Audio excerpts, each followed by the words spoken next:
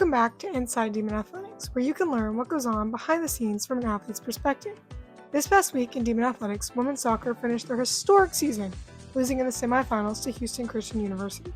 Despite that, they are still regular season conference champions. Women's basketball kicked off their season with a loss to Nebraska, but they bounced back and beat Wichita State before playing Kansas. Men's basketball lost to Texas A&M and the University of North Texas in their first two games of the season. Both basketball teams will look to play more competitive teams as their schedule progresses, so stay tuned for some big wins. Meanwhile, volleyball lost to HCU and East Texas A&M. However, they did win a set against East Texas A&M, giving them their first set win in conference play. Finally, football played the University of Incarnate Word on Saturday and suffered a 38-3 loss. In honor of fall sports coming to an end, I wanted to talk with a retired athlete about the transition college athletes face after their career is over. I also want to preface this by saying many athletes face identity crisis and are unsure who they are outside of their sport once it's all over. But my interview with Kylie Morris shows that there is so much more to life after your sport, and she shares how she navigated the transition and made it as smooth as possible. You were a college athlete for 4 years, and before that you played sports all your life. Then one day it all came to an end. What emotions did you face after you played your last game? Honestly, after playing for about 18 years of my life, I wasn't sad when it was over. I had already signed up for a marathon that I was running a couple months later, so I was already training for something else. So I kind of just moved on to the next phase of my life after soccer ended. So did you ever feel like you lost a part of yourself when you could no longer identify in your sport, or did you just start to identify in something else? For a while now, a couple years had passed, but I had put my identity in God. So the transition from becoming a soccer player to a retired one, it didn't really impact me because my identity was already rooted in something stable and everlasting. That's good. How did the amount of free time you have change once your career ended? Honestly, it did not change that much because I am highly involved in clubs and like to spend time with my friends. So um, I just chose to work out. It was nice to choose my own workouts and when I worked out, but I still stayed pretty busy. And maybe I can take a few more naps. I definitely can take a few more naps now, but I think that my free time, I kind of just did the same thing still.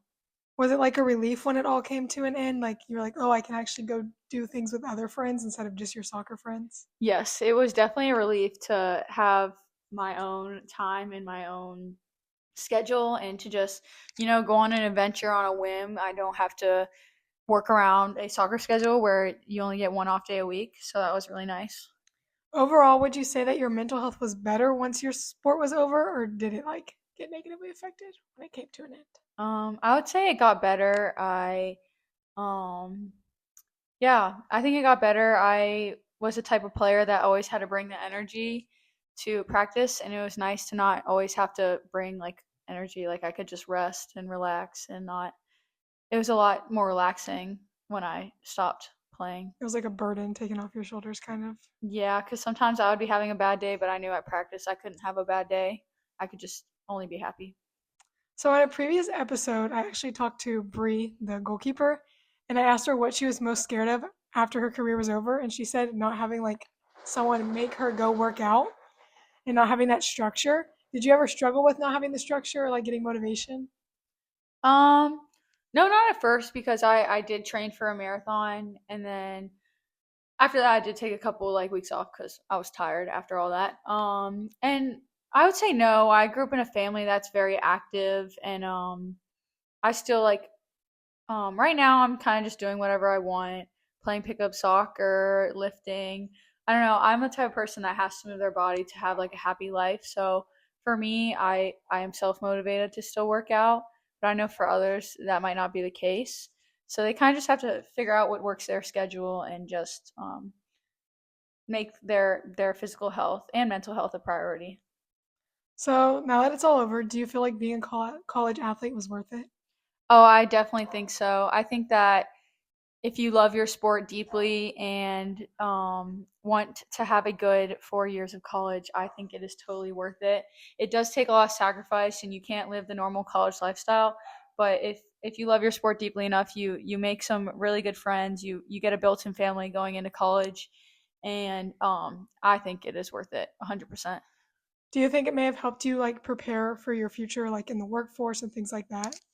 Yes, I think it did. I think it shows you a good time management skills, and also shows you like you have to have a good work life balance. Like you have to have a good sport life balance, and that too. Like you can't all it can't be all sports. All sports, you have to have something else. You have to have a different outlet, and I think that'll apply to the workforce too. You can't just be all about work. You have to have a good balance. Finally, what advice would you give to an athlete who's about to make the transition out of college athletics? My advice would be to embrace it. And just because you're not playing a sport anymore doesn't mean that you can't still be an athlete. Like I play pickup soccer twice a week and do things like that. And it could be little things like going for a walk, go get a dog or something. Like get a dog and go for walks, or you could train a cat too.